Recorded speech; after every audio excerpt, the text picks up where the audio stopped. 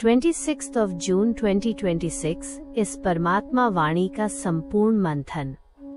ओम नमः शिवाय। मुख्य बिंदु और उनकी समझानी उदाहरण सहित। 1. माया से युद्ध और अंतिम विजय। समझानी।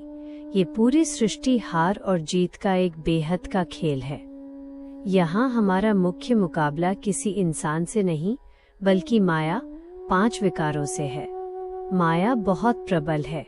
वो आत्माओं को तरह तरह के आकर्षण, टेम्पटेशन और तूफान देकर भगवान की गोदी से दूर करने की कोशिश करती है। लेकिन बच्चों को घबराना नहीं है, क्योंकि जो निरंतर पुरुषार्थ करते हैं आखिरी जीत उन्हीं की निश्चित है। उदाहरण, जैसे खेल के मैदान में खिलाड़ी हार जीत का अनुभव करते हैं, या जैसे किसी को अचानक कोई बड़ा लालच, टेम्पटेशन देकर उसके लक्ष्य से भटका दिया जाए, ठीक वैसे ही माया आत्मा को भगवान का मार्ग छुड़ाकर विकारों की तरफ खींचती है, पर सच्चा योद्धा डटा रहता है। 2. निराकार शिव बाबा ही भगवान हैं, कृष्ण नहीं। समझाने। भगवान केवल एक निराकार परमपिता परमात्मा शिव बाबा को ही कहा जा सकता है, क्योंकि उनका अपना कोई देह या शरीर नहीं होता। श्री कृष्ण तो देहधारी थे, जिन्होंने माता के गर्भ से जन्म लिया। बेहद का वर्षा, 21 जन्मों का सुख और अमर पद हमें केवल उस ऊंचते ऊंच निराकार बाप से ही मिल सकता है, किसी मनुष्य या देहधारी से नहीं। इसलिए सबसे पहले सबको बाप का सही परिचय देना जरूरी है। उदाहरण, भक्ति मार्ग में लोगों ने भूलवश श्री कृष्ण को भगवान कह दिया है।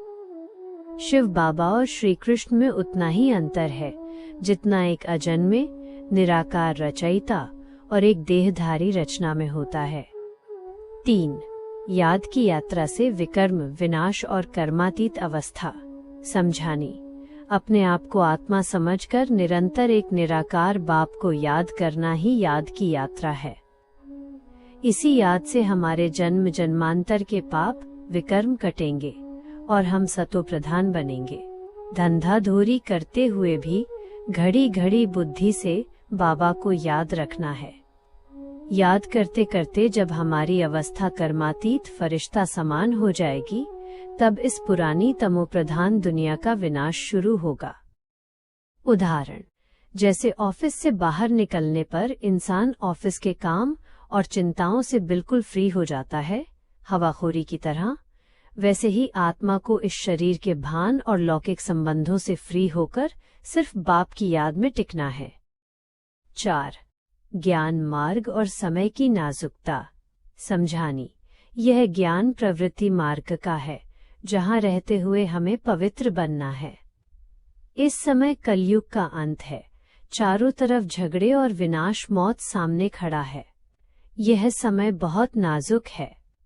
जो आत्माएं स्वदर्शन चक्र और 84 जन्मों की कहानी को बुद्धि में रखकर पढ़ाई अच्छी रीति पढ़ती हैं, वे 7 दिनों में भी टीचर बनने के योग्य हो जाती हैं। उदाहरण, जैसे लोग नए नए आलीशान मकान आराम से रहने के लिए बनाते हैं, लेकिन अचानक आए तूफान से वह मकान ढह जाता है।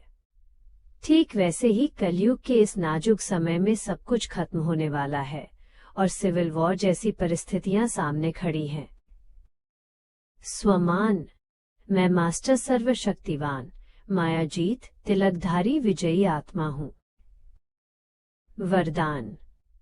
अमृत वेले के महत्व को जानकर स्वयं को स्मृति का तिलक देने वाले सदा विजयी तिलकधारी भव।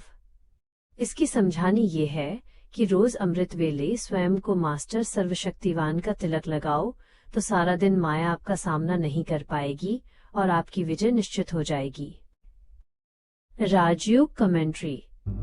अपनी आंखें बंद करें और पूरी दुनिया के आकर्षणों से अपनी बुद्धि को समेट लें। महसूस करें कि मैं भ्रिकुटी के बीच चमकती हुई एक दिव्य, अजर अमर आत्मा हूँ। मेरी बुद्धि का कनेक्शन सीधे उस ऊंचते ऊंच निराकार परमपिता परमात्मा शिव बाबा से जुड़ गया है। बाबा से निकलती हुई पवित्र किरणें मुझ आत्मा पर पड़ रही हैं, जिससे मेरे जन्म जन्मांतर के पाप भस्म हो रहे हैं। मैं कर्मातीत फरिश्ता स्वरूप स्थिति का अनुभव कर रहा हूँ। माया के सब तूफान अब शांत हो चुके हैं और मैं बाबा की छत्र छाया में पूरी तरह सुरक्षित हूँ। ओम नमः शिवाय।